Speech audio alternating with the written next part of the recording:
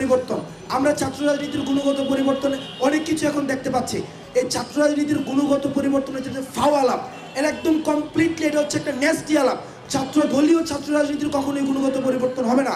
আপনার mother party যদি আপনার পলিসি ঠিক করে দেয়, আপনার মাদার পার্টি যদি ক্যাম্পাসে আপনার এজেন্ডা ঠিক করে দেয়, মাদার পার্টির প্রতি যদি আপনি রিক্রুটমেন্টের জন্য আপনি দায়বদ্ধ থাকেন, তখন কখনোই আপনি শিক্ষার্থীদের প্রতি আপনার জবাবদিহিতা থাকবে না।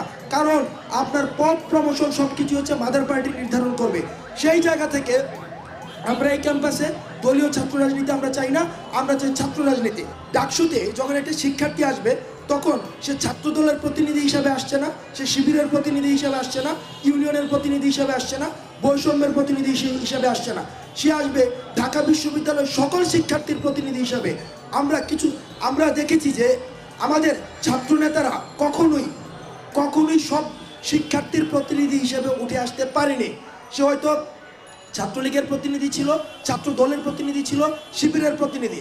আজকে এই 24 পরবর্তী গণ অভ্যুত্থান যখন আমাদেরকে শেখ হাসিনা বলেছিল যে আমাদের সাথে তোমরা আলোচনায় বসো, আমরা বলেছিলাম শহীদের সাথে আলোচনা করে শহীদরা যদি আমাদের সাথে যায় তখন আমরা আলোচনা করব। যদি ডাকসুটা নিয়মিত চালু করা যায়, যে ক্ষেত্রে যে সুবিধাটি হবে, আপনি যদি শিক্ষার্থীদের জন্য কাজ করেন, এখন যদি আপনি শিক্ষার্থীদের জন্য কাজ না করেন, আগামী বছর আপনাকে ভোট দিবে না, আগামী বছর আপনি শিক্ষার্থীদের প্রতিনিধিত্ব হতে পারবেন না। সিম্পল। আপনি তখন শিক্ষার্থীদের কাছে দায়বদ্ধ থাকবেন। আগামী সংসদে নির্বাচিত হওয়ার জন্য হলেও আপনি শিক্ষার্থীদের সাথে দায়বদ্ধ থাকবেন।